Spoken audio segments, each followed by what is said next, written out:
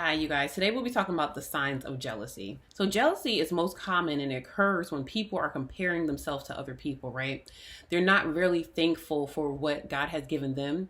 They look to others' success, they look to others' ambitions and strengths and characteristics, and they feel like their things should be what they have, right? Instead of refining and tuning what God already has given them, they have anger and irritability and frustration towards other people's gifts that God has given them. And the sad part is that God has given everyone a gift. But when people are operating in the spirit, we have to remember this is a spirit because we do not fight against flesh and blood. We fight against principalities and spirits. That this spirit does it wants to destruct the person that has the jealous spirit, you guys. And in ways that what they do is torment the individual and tell the person that they're not good enough. Therefore, they're looking at other people's strengths and they don't hone in on their own strengths and they try to sabotage other people, right? But in that sabotage, they sabotage themselves. So the root cause of jealousy and envy are connected to the person's inability, you guys, to see what God has provided in their life. And they have a lack of thankfulness. James 3:16 states that for where envy and self-seeking exist, confusion and every evil thing are, you guys. So in that, when people are jealous, you guys, it reminds me of the Bible between the two brothers, Esau and Isaac. And he was jealous and he took his brother's promise, right? We have to be careful, you guys, of who's around us, who's envious of us, and who's going to try to sabotage or make sure that we don't really fulfill our gifts, you guys, right? And the first sign that someone's jealous is that they will have negative things. They can't speak peaceful to you at all whatsoever. They have everything is negative. I will never forget my ex. I went to go, it was like during a holiday break when we went back to his parents' house, and we came back to his parents' house for break during college break, whatever. And his dad looked at him and was like, "You think you're all that because you're in college?" And I just thought this was so odd because you would think that a parent would be excited for their child to actually like move up and progress in life. But the thing is that as we further started dating, it was just a reminder to that parent of what they couldn't accomplish. They were constantly losing jobs. They were constantly in and out of apartment.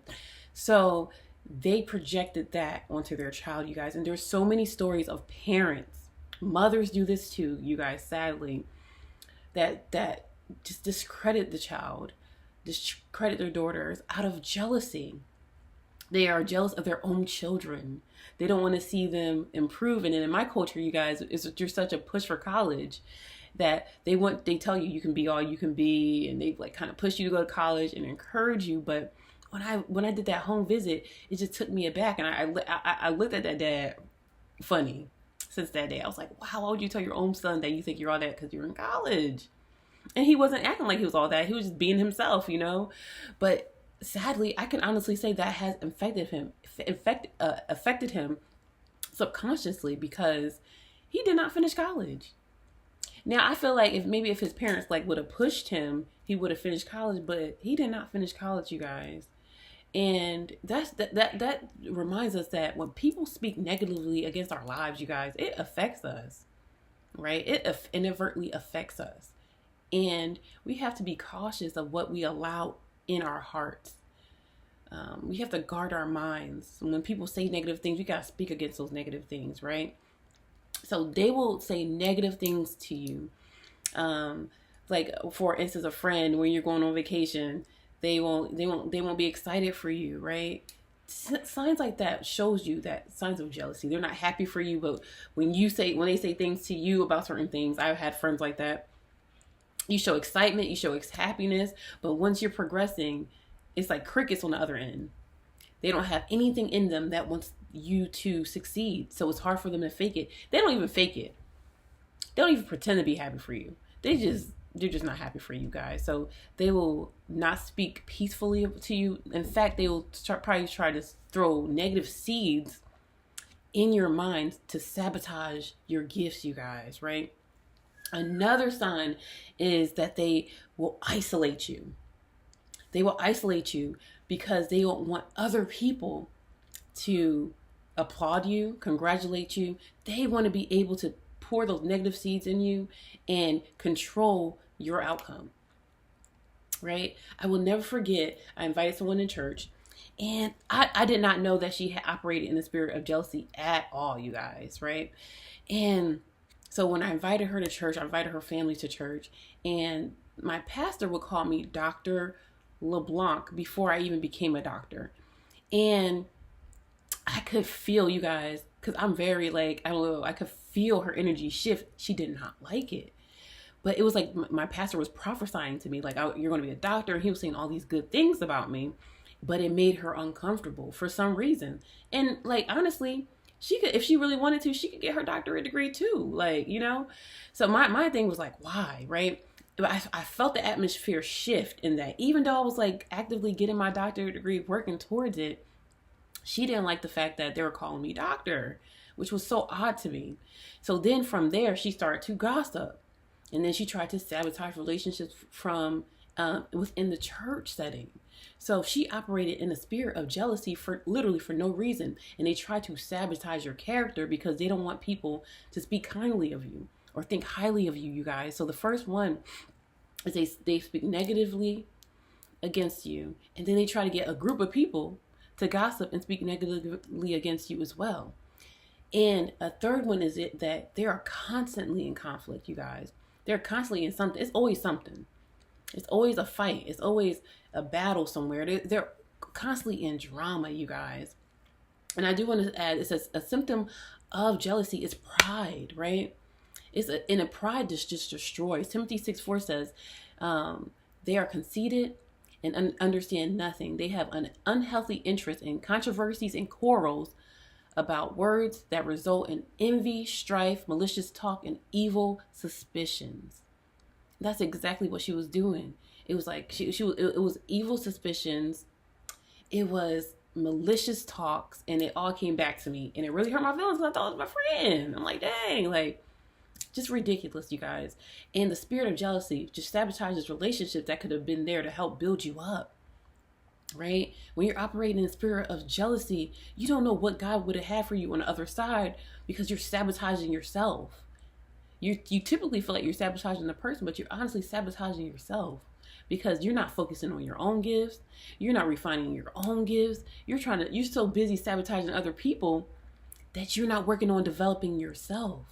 It's self-sabotage. James 3:6 says, for where envy has selfish ambitions, there will be disorder in every evil practice, you guys.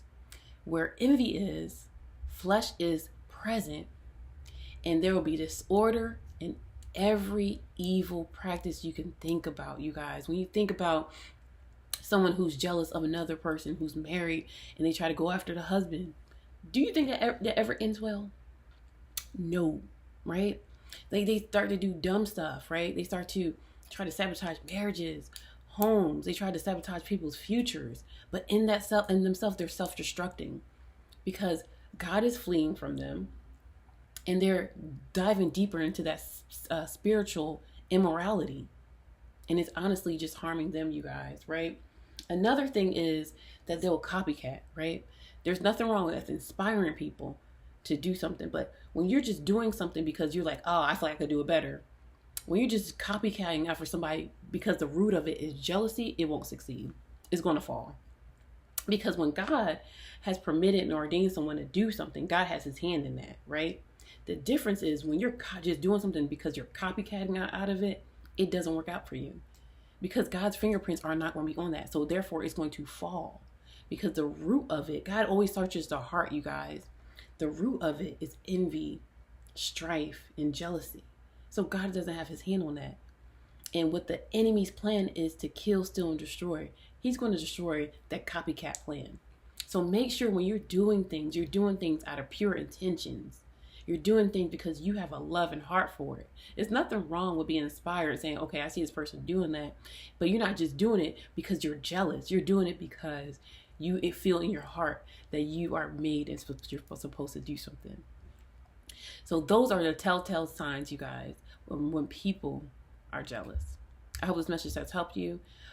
And I also want to add, you guys, we are fighting a spirit. So therefore, you have to go in prayer and fight in the spirit.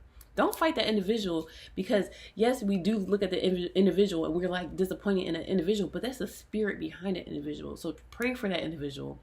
Pray that they can break that spirit of jealousy, that they can progress in their own lives and they can focus on their own lives, so they can try to stop sabotaging other people's lives.